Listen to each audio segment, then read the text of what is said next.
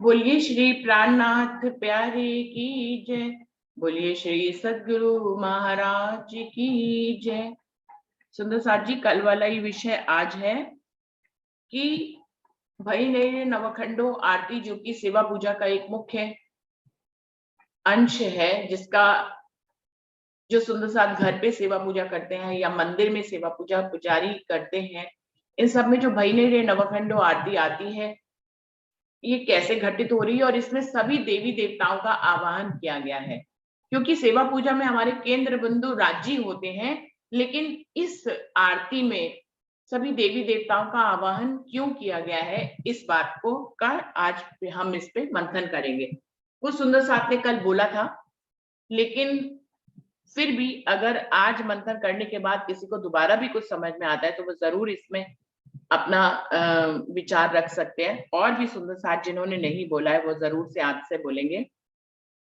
तो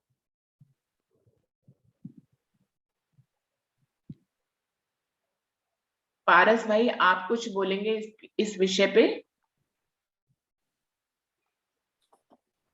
प्रणाम जी दीदी। प्रणाम सभी जी। सुंदर साथ के चरणों में मेरा प्रणाम। जब श्यामा जी पहली बार इस जागनी ब्रह्मांड में धनी श्री देवचंद्र जी के तन में आए, तभी से सभी सृष्टि को श्री जी ने कह दिया कि सभी सृष्टि को बधाई हो, क्योंकि ऐसा अखंड मुक्तिदाता जो पहले कभी नहीं हुआ था और आगे कभी भी नहीं होगा, ऐसा अक्षरातीत इस काल माया के ब्रह्मांड में आए हुए हैं। इसीलिए सभी देवी देवताओं, सभी फरिश्तों, सभी सृष्टि को बधाई श्री जी ने तभी से दे दिया था। लेकिन जब ईसा रूह अल्लाह दूसरी जामा पहनकर 1735 में हरिद्वार में जाकर कुंभ मेला में जब भाग लिए, तब जाकर ही उन्होंने अपने आप को जाहिर किया। इससे पहले उन्होंने खुद को जाहिर सभी सृष्टि के लिए, जीव सृष्टि, ईश्वरी सृष्टि, ब्रह्म सृष्टि, सभी सृष्टि के लिए इससे पहले उन्होंने जाहिर खुद को नहीं किया था। सब 1735 में जाकर सभी सृष्टि को के सामने उन्होंने जाहिर कर दिया कि मैं ही वो हूँ जिसको वेदों में, कतेबों में, भविष्य पुराण में कहा था कि जो आने वाला है, अभाविनो भविष्यन्ति मुनियो ब्रह्म रूपिणा, जो ब्रह्म मुनि कलयुग में आने वाले हैं, उत्पन्नाय कलयुगे, जो कलयुग में आने वाले, जिसको भविष्य पुराण में पहले से कह दिया था, वो स्वरूप मैं ही हूँ। इस तरह सभी सृष्टि के सामने सबसे पहले उन्होंने 1735 में हरिद्वार में जाहिर कर दिया। तब जितने भी वहां सहभागी थे, जिन्होंने उनको वाणी से, अपने खोज से पहचाना, तभी वहां सभी ने उनकी आरती उतारी थी। तो ये आरती वहां से शुरू हुआ, हरिद्वार से, और ये आरती मुझे लगता है अब भी चल रहा है। और जब तक ये खेल रहेगा, जब तक 7 दिन का खेल खत्म होकर, लैलतुल कद्र का खेल खत्म होकर परम धाम में, परातम में रूह नहीं जागेंगे, जब तक सभी सृष्टि को अखंड मुक्ति देकर वैश्य प्रदान करके अक्षरातीत अपने रूहों के साथ अपने परम धाम में वापस नहीं जाएंगे, तब तक ये आरती चलता रहेगा। इस आरती के महाअग्नि में हर एक दिन कोई ना कोई सृष्टि, चाहे ईश्वरी सृष्टि हो, ब्रह्म सृष्टि हो, आकर जुड़ रहा है। और ये जुड़ने का सिलसिला इस तरह ही चलता जाएगा। कब तक? जब तक सभी देवी देवता है, चाहे उसमें इंद्र हो, वरुण हो, या सनकादिक हो, या विष्णु हो, सब आकर कहेंगे, ब्रह्मा जी आकर कहेंगे चारों मुख से कि हम जिसको अगम अगम कहकर पुकार रहे थे, वो तो स्वयं इस काल माया के ब्रह्मांड में आ गए हैं। इस तरह कहकर उनके चरण में प्रणाम करेंगे। सभी देवी देवता कहेंगे कि जिसका हम ध्यान धर रहे थे, जिसको हम खोज रहे थे, जिस अपार आनंद की हम खोज कर रहे थे, वो आप ही हैं। इस तरह आकर सभी सृष्टि उनके चरणों में झुक जाएगा। तब तक ये आरती, ये अखंड आरती चलता रहेगा। ये आरती सिर्फ उस दिन की, उस रात की, उस शाम की बात नहीं है। आरती आज भी चल रहा है और तब तक चलेगा जब तक रूह है, जब तक खुद अक्षरातीत इस काल माया के ब्रह्मांड को छोड़कर अपने मूल मिलावे में सब रूहों के साथ में जागेंगे तब तक जाएगा, तब तक ये आरती चलता रहेगा। जिस तरह अभी तक सिर्फ बीती हुई बात नहीं है, ये आने वाला बात भी है, तब तक की बात है जब तक ये ब्रज रास और जागनी खत्म नहीं होगी। तीन सृष्टि, तीन ब्रह्मांड की मतलब अखंड करके परात्म में नहीं जागेंगे तब तक का बात है अभी तक। इसी तरह ये आरती भी सिर्फ उस शाम की, उस रात की बात नहीं है। इसमें हर दिन सभी सृष्टि कोई ना कोई आकर इस आरती में जुड़ रहा है, और तब ये आरती पूरा होगा जब सब कहेंगे कि जब सब दुनिया मिले से एक ठौर, कोई ना कहे से धनी मेरा और। मैं जिस भी, चाहे वो प्रेमी हो, चाहे वो ज्ञानी हो, चाहे वो भक्ति मार्ग से हो, चाहे वो सिद्ध पुरुष हो, चाहे वो कोई भी हो, सब आकर जब अक्षरातीत उसी विजय अभिनंदन निष्कलंक बुद्ध अवतार की चरण में आकर कहेंगे कि हम जिस भी रास्ता से चल रहे थे, चाहे वो प्रेम की रास्ता हो, चाहे वो भक्ति की रास्ता हो, चाहे वो सिद्धियां से हो, ध्यान से हो, तप से हो, जप से हो, समाधि से हो, कीर्तन से हो, कोई भी रास्ते से हम चल रहे थे, आप ही को ढूंढ रहे थे, आप ही वो मुक्तिदाता हो। जब इस तरह सब आकर सृष्टि, चाहे उसमें आसमान के फरिश्ते, देवी देवता क्यों ना हो, सब आकर इस तरह मिलेंगे, तभी ये आरती तब जाकर पूरा होगा और सब रूहें अपने परात्म में जागेंगे। तो मेरा भाव यही है कि वो सिर्फ एक रात, एक शाम की बात नहीं है जो हरिद्वार में हुआ था, ये आज भी आरती चल रहा है और 7 दिन तक चलेगा। यही मेरा भाव है। प्रणाम जी सुंदर सर। प्रणाम जी। अमित भाई जी, आप कुछ विचार रखना चाहेंगे इस बारे में? अमित भाई जी। प्रणाम जी। प्रणाम जी। सुंदर सर जी, सब तो कह दिया भैया जी ने, अभी इसमें कुछ बचता तो है नहीं कहने के लिए, लगता है। अब क्या कहने के लिए, मेरे पास वैसे भी कुछ नहीं था इसमें बोलने के लिए, और भैया जी ने बाकी सब कुछ बता ही दिया। तो आप सहमति हैं जो पारस भाई ने बोला, आप उससे सहमत हैं? हाँ जी, बिल्कुल ठीक बात कही है जी। इसमें कोई बिल्कुल शक वाली बात नहीं, जो सब कुछ उन्होंने कह दिया, साक्ष्यों के साथ का है, प्रमाणों के साथ का है, तो इसमें कोई शक शुबह तो नहीं रहती फिलहाल। ठीक है। ठीक है, प्रणाम जी। प्रणाम जी। विजया रानी, आप कुछ कहना चाहेंगे? विजया दीदी, विजया रानी दीदी, आप कुछ कहना चाहेंगे अपने शब्दों में? दीदी सारा कुछ तो अपनी वाणी में बता दिया। जब तक ये सृष्टि चलती रहेगी, हमारे राज्य महाराज की मेहर चलती रहेगी, ये ब्रह्मांड ऐसे ही जो इन्होंने भैया ने बताया वो बिल्कुल सच है। जब ये हमारे राज्य महाराज ने अपन को ये सारी पहले से ही बता दी है, जो वहां पे होगा हुक्म से ही वो यहाँ पे जीवों पर हो घटता रहेगा। तो इसलिए जो न भैया ने बताया बिल्कुल सच कहा है। बिल्कुल। अरविंद भाई जी, आप आएंगे कुछ कहने के लिए अपने शब्दों में? अरविंद भाई जी। हाँ, प्रणाम जी सुंदर साहब जी। प्रणाम जी। आपने वीडियो नहीं खोला है अभी? खुल गया ना वीडियो तो? हाँ जी, हाँ अभी जी, अब खुल आप गया दिख ना? रहे हैं। हाँ जी, हाँ जी। हाँ, तो ये विषय है भाई नवखंड आरती। सुंदर साहब जी, भाई नहरे नवखंड आरती जो वाणी में है और सेवा पूजा की जाती है, वो हमारी गीता की है। हरिद्वार के कुंभ मेले में संवत 1735 में श्री प्राणनाथ जी को विजयाभिनंद बुद्ध निष्कलंक कल की अवतार के स्वरूप कहकर सभी धर्माचार्यों द्वारा घोषणा की गई। इसकी गूंज तो इस क्षर ब्रह्मांड के जम्बू द्वीप के 9 खंडों में गुंजायमान हुई।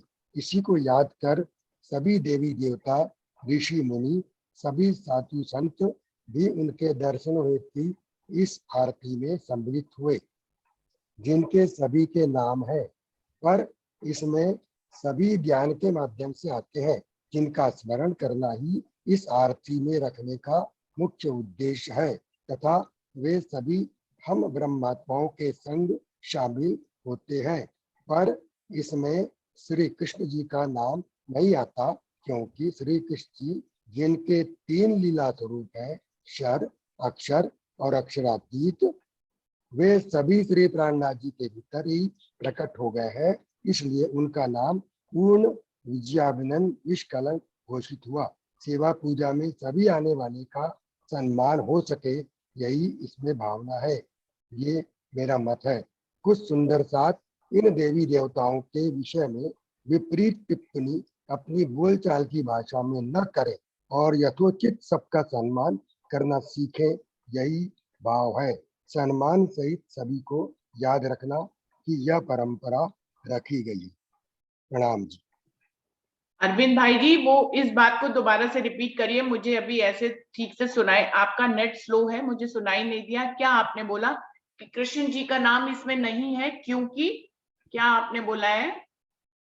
इसमें श्री कृष्ण जी का नाम नहीं आता क्योंकि श्री कृष्ण जी जिनके 3 लीला स्वरूप है, क्षर अक्षर और अक्षरातीत, वे सभी श्री प्राणनाथ जी के भीतर ही प्रकट हो गए हैं, इसलिए उनका नाम पूर्ण विद्याविनंदन निष्कलंक घोषित हुआ।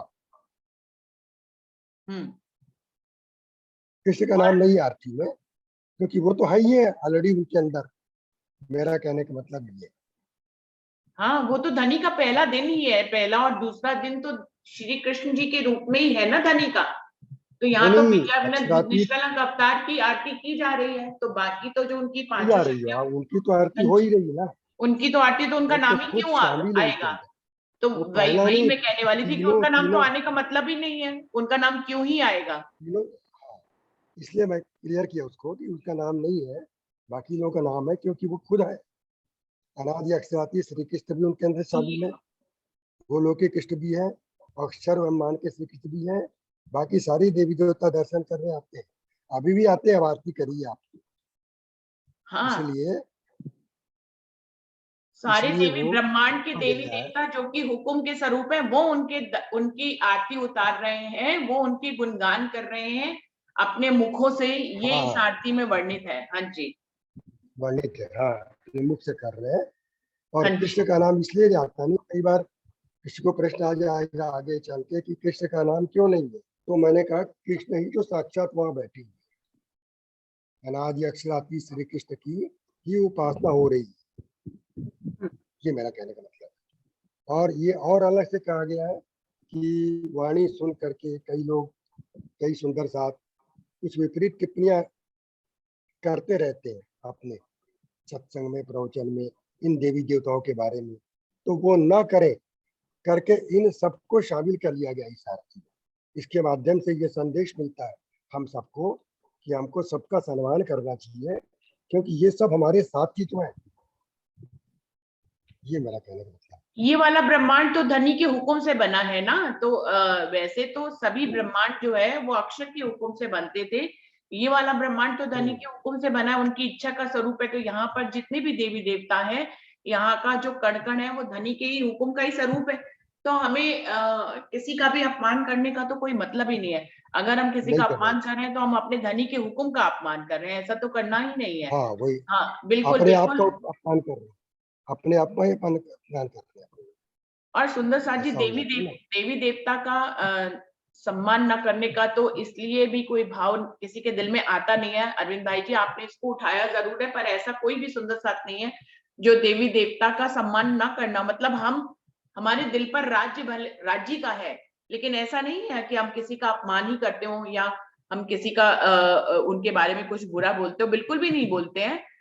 बल्कि सभी का सम्मान करते हैं, हमारे धनी के हुक्म के स्वरूप हैं। इस बार सारी देवी देवता धनी के हुक्म से बने हुए हैं, तो हमें क्यों ही उनका अपमान करना है। धनी के हुक्म के हैं, इसीलिए तो धनी की आरती गा रहे हैं भाई। मेरे नवखंडो आरती में धनी की आरती गाने का ही जब पहचान होएगी, असराफील के माध्यम से विष्णु को तारतम मिलेगा, पूरे ब्रह्मांड को तारतम मिल जाएगा, देवी देवताओं को तारतम मिल जाएगा, तो धनी की आरती तो उतारेंगे ही उतारेंगे सब योग माया के ब्रह्मांड में। तो सब हमें धनी के सम्मान तो हुक्म, सबको देना है ना। सबको सम्मान सम्मान दें, सभी को देना है, लेकिन उपासना नहीं करनी है बस। उपासना हमें नहीं करनी। बिल्कुल सही कह रहे हैं हरीश हाँ, भाई बस जी। हमें सम्मान तो हाँ, हाँ, संबंध बिल्कुल हमारे दिल का तो सिर्फ धनी से है।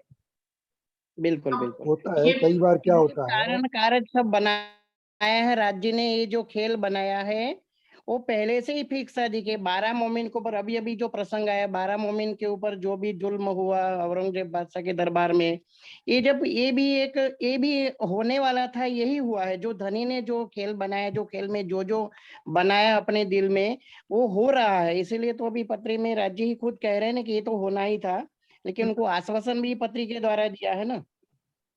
बिल्कुल बिल्कुल। तो ये जो होने वाला है वो तो होकर के ही रहता है, लेकिन ये उपासना हमें नहीं करनी है, बस उनको सम्मान देना है, ये बात बराबर है। लेकिन हम उनके प्रति भाव, मतलब हमारा तो एक ही परमात्मा, हम राज्य से ही मतलब है, राज्य ही हमारा सर्वस्व है। तो हमें उनकी उनकी अवगणना नहीं कर सकते, लेकिन उपासना भी तो नहीं कर सकते हम। ये भाव मेरा है जी। प्रेम के भाव हमारे और सिर्फ अभी राज्य के लिए है, सम्मान के भाव पूरे ब्रह्मांड के हाँ लिए है। सम्मान के लिए हाँ, बस पूरा बस ब्रह्मांड है, लेकिन प्रेम के भाव हमारे सिर्फ राज्य के लिए है। और जो संबंध उनसे हमारा, वो हमारा संबंध किसी से भी नहीं है। अभी तो सुंदर साथ जी इसके लिए देखे, मैं तो अपने ऑफिस के पूरे ग्रुप के साथ 75 लोगों के साथ अभी वैष्णो देवी होके आई।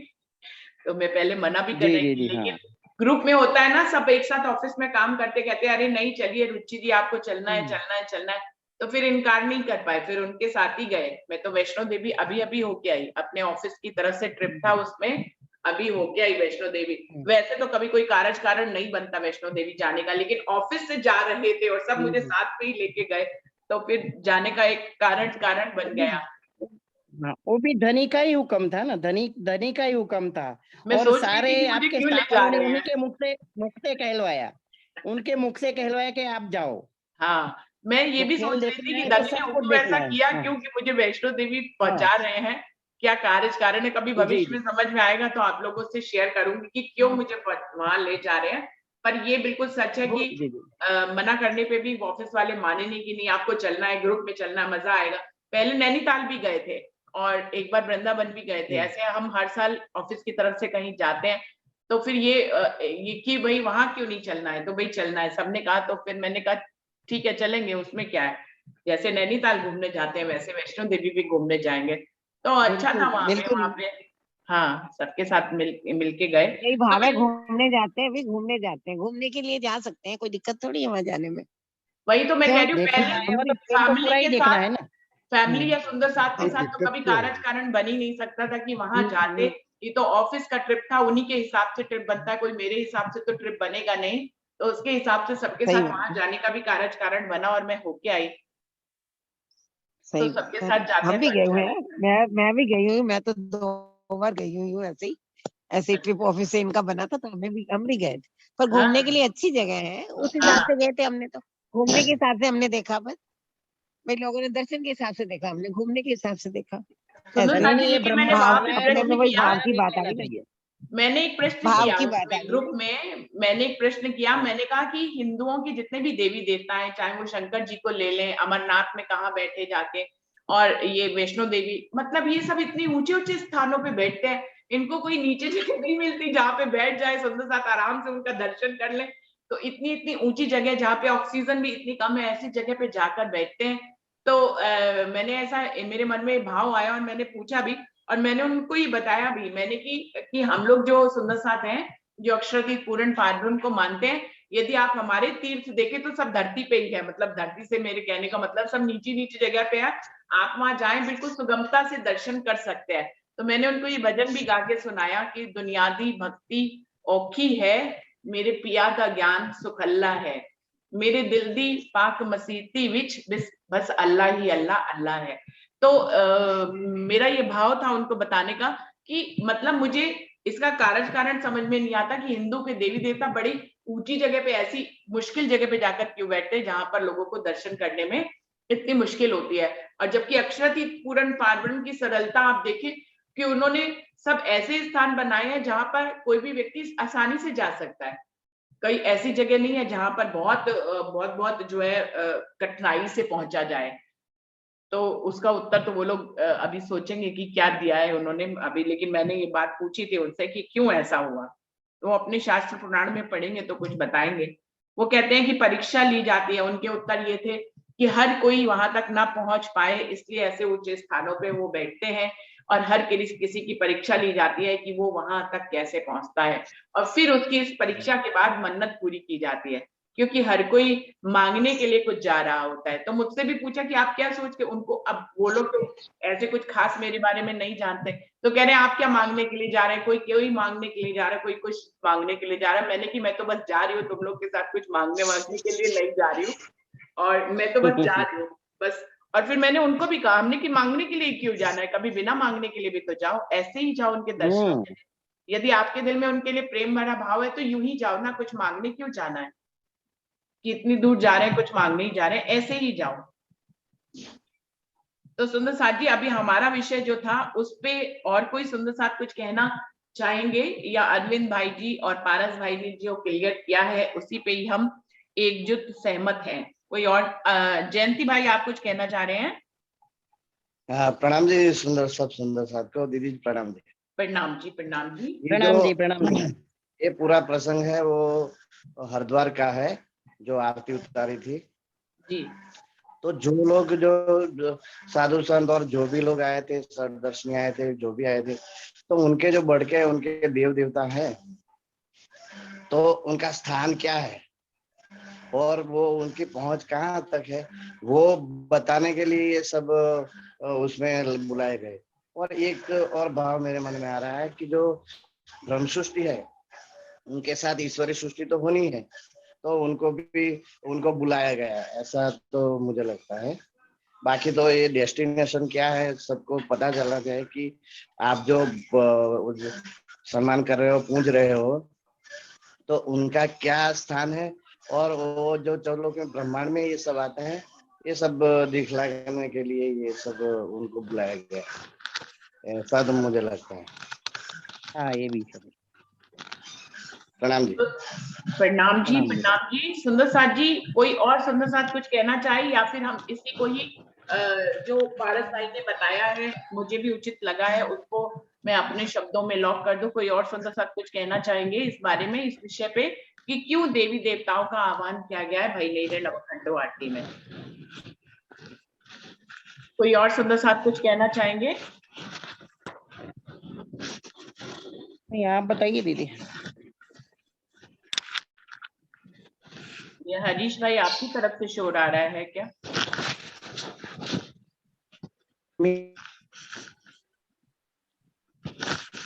मेरा माइक तो बंद था।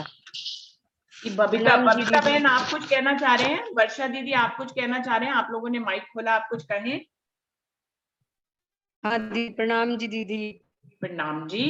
प्रणाम जी दीदी। लेकिन एक ये है कि जैसे भई नईरे नवखंडो आया है, ब्रह्म से न्यारे में भी आया है कि अगम जान के निगम, मतलब ये है कि साफ संदेश है कि जिस मतलब यहाँ पे दुनिया में त्रिदेवों को ही सबसे ऊंचा स्थान प्राप्त है, लेकिन इनका नाम लेने से सारी दुनिया को मोमिन बता रहे हैं कि इनसे ऊंचा स्थान मतलब राज्य का है।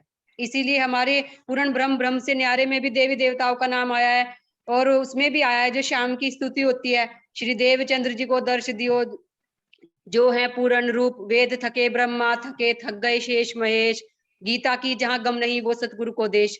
तो इससे ये संदेश मिलता है कि जैसे तीनों लोकों में सबसे, सारे लोकों में इनका स्थान सबसे ऊपर है, लेकिन ये भी किसी की स्तुति कर रहे हैं, उस माध्यम से हम इनका आह्वान नहीं कर रहे हैं, इनके बारे में बता रहे हैं कि ये भी राज्य को की ही स्तुति कर रहे हैं। जैसी मतलब हरिद्वार में हो चुकी है, ऐसी जैसा कि पारस भाई ने कहा है, हम सब सुंदर साथ आरती उतारते हैं, तो हम लोगों के माध्यम से जो और लोग सुंदर साथ नहीं है वो भी सुनते हैं, तो उन्हें भी ज्ञान होता है, वे भी अगर सुनेंगे तो वो भी पूछेंगे कि भाई वे क्यों आरती उतार रहे हैं, किसकी उतार रहे हैं, तो हमें भी उन्हें बताने का उसके बारे में मौका मिलेगा। और फिर बाद में तो ये 8 बहिष्ठ जब अखंड होंगी तो वहां पे तो ये आरती उतरेगी, जैसा कल दीदी ने बताया था।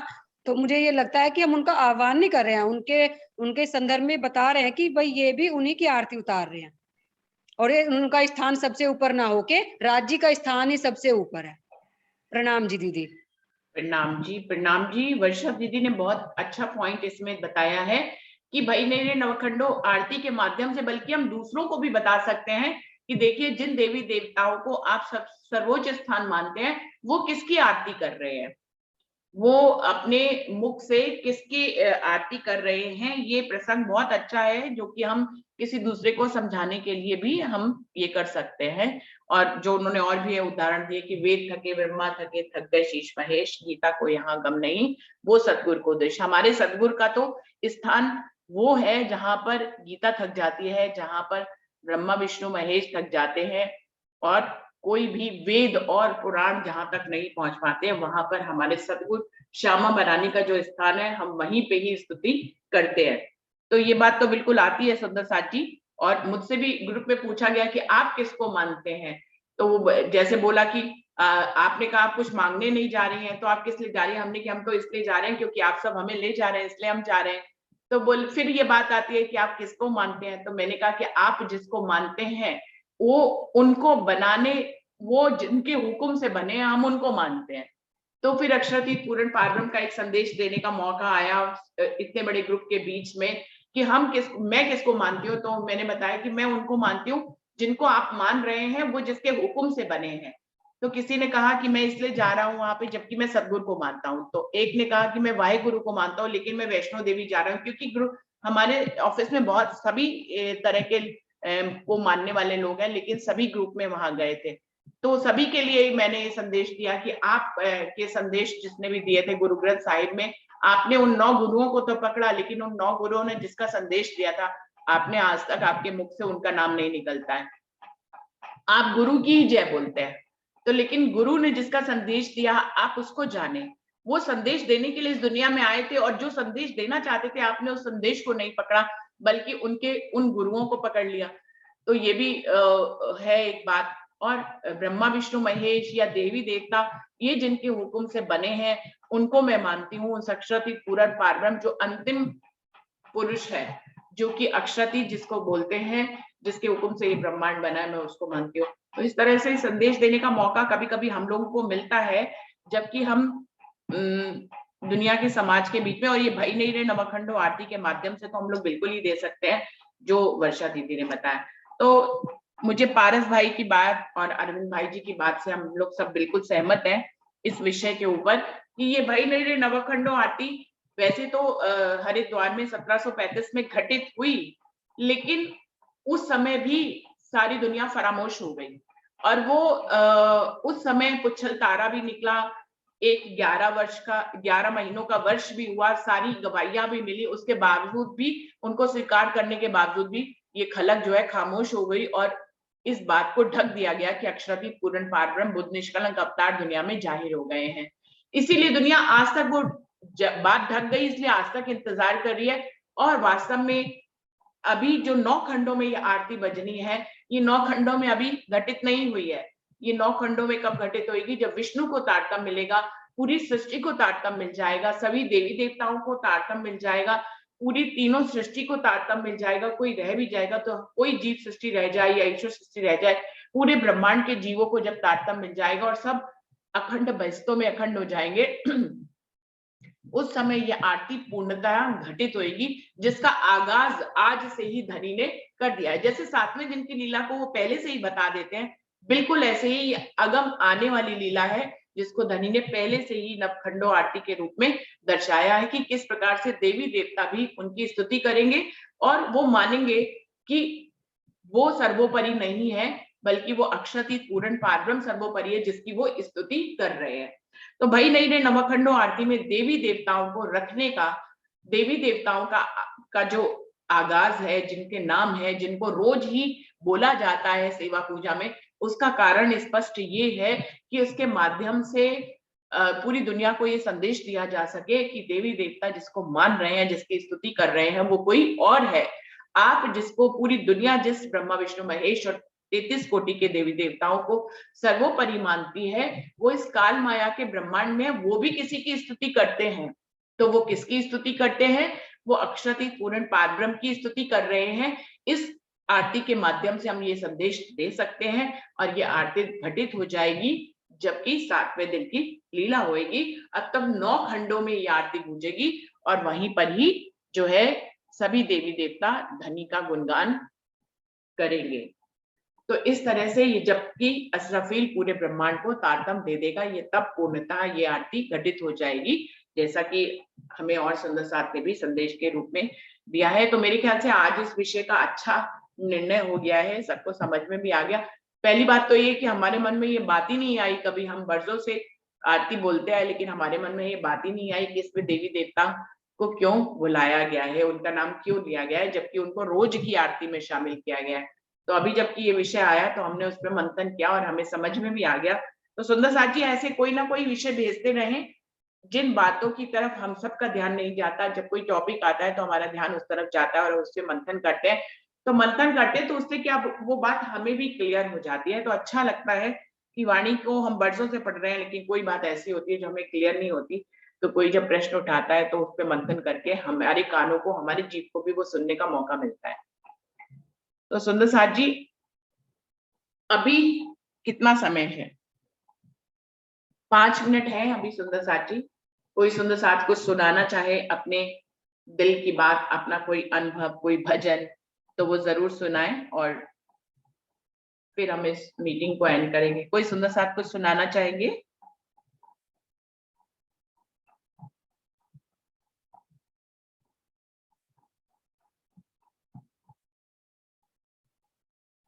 कोई सुंदर साथ कुछ भजन की 2 लाइनें सुनाना चाहेंगे?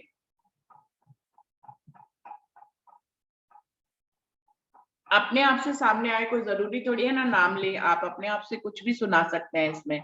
हरीश भाई आप कोई 2 लाइनें सुनाना चाहेंगे?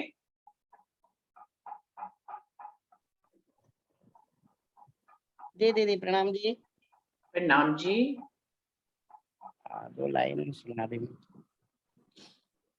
मुझे रास आ गया है, मुझे रास आ गया है, तेरे दर पे सर झुकाना, मुझे रास आ गया है, तेरे दर पे सर झुकाना, मुझे मिल गई है रूहें,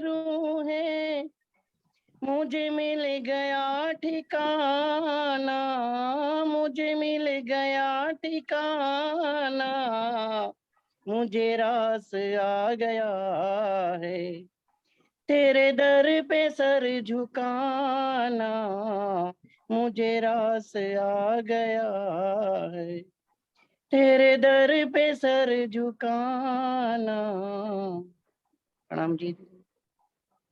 प्रणाम जी। और कोई सुंदर साथ? वर्षा दीदी आप कुछ गाना चाहोगे 2 लाइनें? प्रणाम जी दीदी। प्रणाम जी। अपने पास बुला लो श्री राज, अपने पास बुला लो श्री राज, यहाँ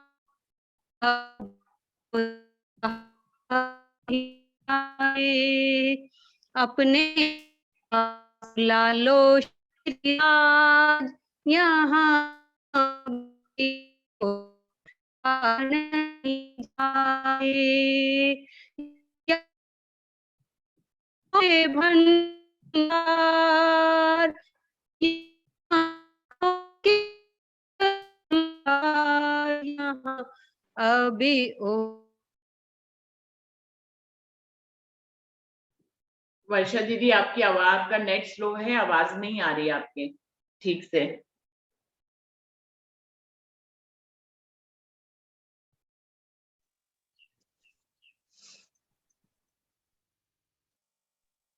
सुनीता दीदी आप कुछ कहना चाहोगे, आप कुछ सुनाना चाहोगे?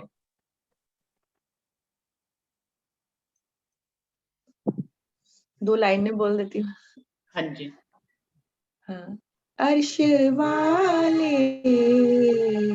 ये रूह तेरे सदके, अर्श वाले ये रूह तेरे सदके, जब से थामा है हाथ दे के मुझे, तब से रोशन हुई दुआ मेरे, अर्श वाले ये रूह तेरे सदके। और बोलो। बोल दो जब तक टाइम है, बोलो। बस नीक तुम्हारा सहारा मिलता रहे, बस तुम्हारा सहारा मिलता रहे, और कोई सहारा क्या मैं करूं, हक सूरत बसे जो आँखों में, हक सूरत बसे जो आँखों में, और कोई नजारा क्या मैं करूं, आप केवल से जीत लूं माया आपके बल से जीत लूं माया, वरना कुछ भी नहीं मेरे बस में। अर्श वाले ये रूह तेरे सदके। निगहबान के आप साथ रहो, राहे आसा करीब मंजिल हो।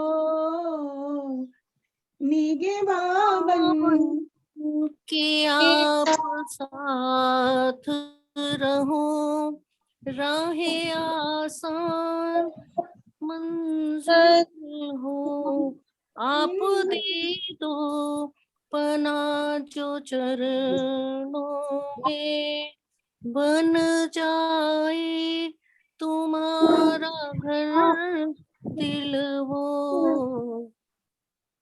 आपके प्यार की पली रूहें, आपके प्यार की पली रूहें, तुम पे कुर्बान हो गई हंस के।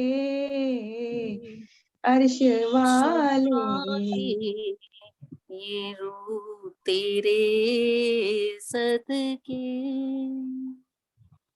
लाड तुमने बहुत लड़ाए हैं अपनी रूह को, ए मेरे प्रीतम, लाड एक भी तुम्हारा याद रहे, वरना ना परेशान करे के सितम, आपके लाड में पली रूहें हंस के कुर्बान हो गई तुम पे, हर्ष वाले ये रूह तेरे सदके। प्रणाम। जब से थामा है हाथ दे के मुझे, तब से रोशन हुई शमा बुझ के। अर्श वाले ये रूह तेरे सदके। प्रणाम जी सुंदर साथ जी, प्रणाम जी। प्रणाम जी, प्रणाम जी। देखिए पूरा ही भजन हो गया गाते गाते, है ना? सबने मिलके गा लिया। हाँ। बहुत अच्छा, बहुत खूब, बहुत जी खूब, ने अच्छा गवा गाया। दिया, सोचा नहीं था। हाँ जी, वही सोचा थोड़े ना था, मेरे को पूरा आता हाँ। भी नहीं था। बीच में सुंदर साल ने मिलके गाया। मैंने कहा, मैंने बीच में बोला चलो ठीक है, जैसे राजी ने नहीं बोला। कोई नहीं, सब मिलके पूरा हो गया। राजी का सब सुंदर